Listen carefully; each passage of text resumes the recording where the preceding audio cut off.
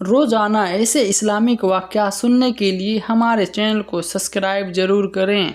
दोस्तों, बायजीद बस्ती में रहमतुल्लाह अलैहि एक बड़े अल्लाह वाले बुज़ुर्ग गुज़रे हैं। आपके वालिद का आपके बचपन ही में इंतकाल हो गया था। आपकी वालिदा ने लोगों के घरों में काम काज करके अपना और अपने यतीम बच्चों का पेट पालना शुरू किया। जब ये बड़े होने लगे तो माँ ने लोगों से मशवरा किया तो उन्होंने बताया कि एक बहुत बड़ा मदरसा है, वहाँ एक बड़े शेख हैं, वहाँ जो बच्चे पढ़ते हैं वो अल्लाह के वली बन जाते हैं।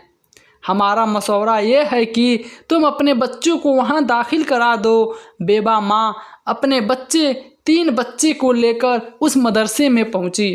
वहाँ के शेख से मुलाकात की, तारीफ़ कर के आया कि हज़रत मैं एक गरीब बेवा हूँ औरत और मेहनत मजदूरी करके गुजर बसर करती हूँ।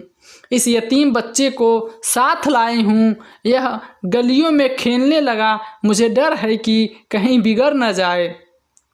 मेरी तमन्ना यह है और मेरे महरूम शौहर का भी यही तमन्ना थी कि मेरा बच्चा आलिम रब्बानी बने, दीन का खादिम बने और झंडा दुनिया में लहराए। आप इस बच्चे को अपने पास रख लीजिए और इसको ऐसा आलिम बना दीजिए कि यह नायाब रसूल बन जाए और अल्लाह को पसंद आ जाए। यह बुजुर्ग बहुत मुतासिर हुए और फरमाया कि तुम इस बच्चे को छोड़ जाओ, मैं जो कुछ कर सकूँगा वह करूँगा। मगर सिर्फ यही नहीं, जाते जाते उस अल्लाह के बंदे ने एक दरख्वास्त की और कहा कि हज़रत, यह बच्चा पहली मर्तबा घर से निकल रहा है, उसको मेरी याद भी बहुत आएगी और मुझे याद करके रोएगा, घर आने की इजाज़त मांगेगा, मगर ये घर आएगा तो उसका ध्यान भटक जाएगा और यह उधर उधर नहीं बन पाएगा जो मैं इसे बनाना चाहती हूँ। इसलिए इसको मेरे पास तभी भेजिएगा जब यह आलिम बन जाए। वो बुजुर्ग हैरान रह गए कि इस बेवा औरत की क्या हिम्मत और क्या तमन्ना है। बच्चे की तालीम और तरबियत का सिलसिला शुरू हो गया। बच्चे ने कुछ महीने तक सब्र से काम लिया। आखिर बच्चे ने आकर उस्ताद से कहा कि मुझे अपनी अम्मी की बहुत याद आ रही है, मुझे एक दिन की छुट्टी दे दीजिए, मैं घर चला जाऊं। अब उस्ताद बहुत परेशान हुए कि छुट्टी देते हैं तो उसकी वालिदा से किया हुआ वादा टूटता है और अगर छुट्टी नहीं देते हैं तो इस मासूम बच्चे का दिल टूटता है। अल्लाह की तरफ मुतवज्जो हुए, कहा अल्लाह इस मसले का हल फर्द। अल्लाह ताला ने मदद फरमाई। दिल में एक तरकीब आ गई और फरमाया कि मैं तुम्हें सबक देता हूँ, जब तुम इसे याद करके शाम तक सुना दोगे तो मैं तुम्हें छुट्टी दे दूँगा। बच्चा खुश हो गया। उस्ताद ने सबक दिया और जानबूझकर इतना ज़्यादा सबक दे दिया कि वह शाम तक याद ही न हो सका। जब बच्चे ने सबक को देखा तो समझ गया कि यह सबक तो शाम तक याद नहीं हो सकेगा। अब बच्चा हैरान कि मैं क्या करूं, एक तरकीब जहन में आ गई। उसने किताब को अदब के साथ रखा और अल्लाह से दुआ करनी शुरू की कि अल्लाह, मैंने यही सुना है कि आप ही सब कुछ कर सकते हैं, या आज मुझे यतीम बच्चे की दुआ कबूल करके अपनी कुदरत को इस्तेमाल कर लीजिए। आज शाम तक यह सबक याद करवा दीजिए, या आप जानते हैं कि मैं अम्मी की याद में कितना तड़प रहा हूँ।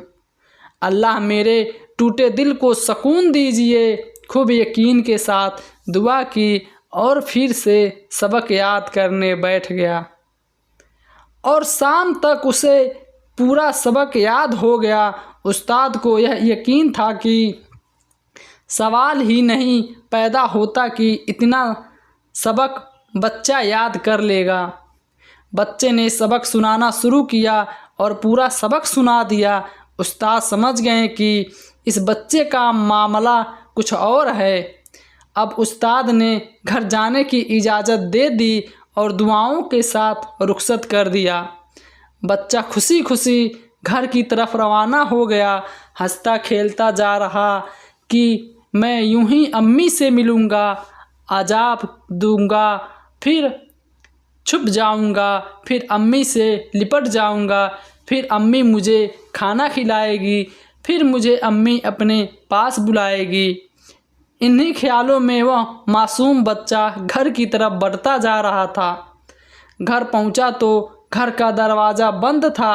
आवाज़ दी लेकिन जवाब नहीं मिला। फिर आवाज़ दी तो अंदर से आवाज़ आई, कौन है? बच्चे ने बाहर से आवाज़ दिया, अम्मी मैं आपका बच्चा बायजीद हूँ। अंदर से जवाब आया, कौन बायजीद? मेरा बच्चा बायजीद तो घर तब आएगा जब वो अल्लाह का वली बन जाएगा। बस वह बच्चा वहीं खड़े खड़े रोता रहा। वो समझ गया कि मेरी अम्मी नहीं चाहती कि मैं अभी उनसे मिलूं। रोते रोते वो वापस मदरसा चला गया। फिर बच्चे की तालीम और तरबियत का सिलसिला शुरू हो गया। दोस्तों ध्यान से सुनिए कि अगले 16 साल तक यह बच्चा अपनी माँ के पास नहीं गया। इस अरसा में बच्चे ने छुट्टी भी नहीं मांगी। दोस्तों क्या कोई माँ आज अपने बच्चे को ऐसी तरबियत दिला सकती है? तारीख़ में लिखा है कि बायजीद वस्तानवी रहमतुल्लाह की उम्र जब तकरीबन 22 साल हुई तो एक मर्तबा ख्वाब में उस्ताद को बेवक्त तहज्जुद हुजूर सल्लल्लाहु अलैहि वसल्लम की ज़ियारत नसीब हुई और हुजूर सल्लल्लाहु अलैहि वसल्लम ने फरमाया, जो बायजीद नौजवान तुम्हारे पास गैर तरबियत है, इसको विलायत कुर्बा का झंडा दे दिया गया है। अल्लाह के यहाँ यह फ़ैसला हो गया है कि इसके ज़रिए दुनिया में दीन का काम होगा। जाओ उसको खुशखबरी सुना दो और उसे रवाना कर दो। उस्ताद साहब उठे और शागिर्द से फरमाया, इधर आओ। सीने से लगाया और फरमाया, तुम्हारी माँ की कुर्बानी रंग लाई है और तुम्हारा मुजाहिद अल्लाह के यहाँ कबूल हो गया है। जाओ अल्लाह के दीन की खिदमत करो। फिर अपना मामा उतारकर शागिर्द के सर पर बांधा। यूँ उस्ताद ने दुआओं के साथ रवाना कर दिया। यही रास्ता वही घर था।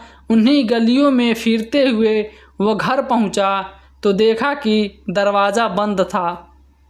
आवाज़ दी तो माँ दौड़ती हुई आई और बच्चे को सीने से लगा लिया। वो नौजवान मसरूस लिबास में आसार्थ था। माँ ने उसकी बलाएं ली। बच्चा माँ के कदमों में गिरने लगा तो माँ ने जल्दी से उठा लिया और अपने कलेजे से लगा लिया और बिस्तर पर बिठाया कि थोड़ी देर में तुम्हें गर्मा गर्म खाना खिलाऊंगी, पहले अल्लाह का शुक्र तो अता कर लो।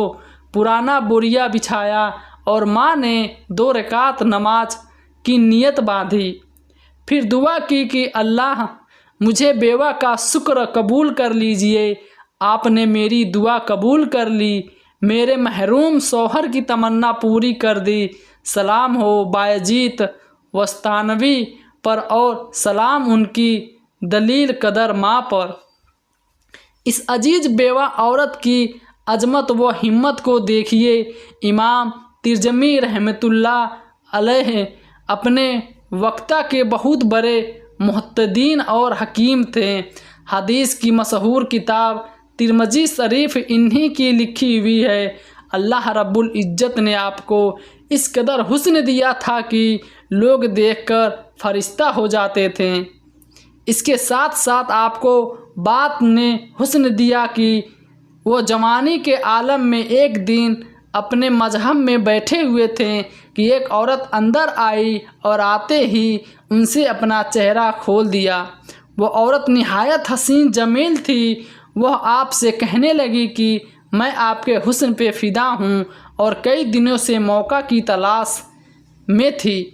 आज बहुत मुश्किल से तन्हाई मिली है, आप मेरी ख्वाहिश पूरी कर दे।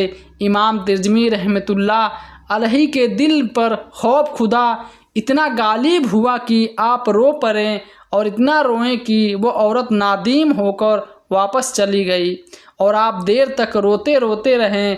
मुद्दत गुजर गई, आप इस बात को भूल गए।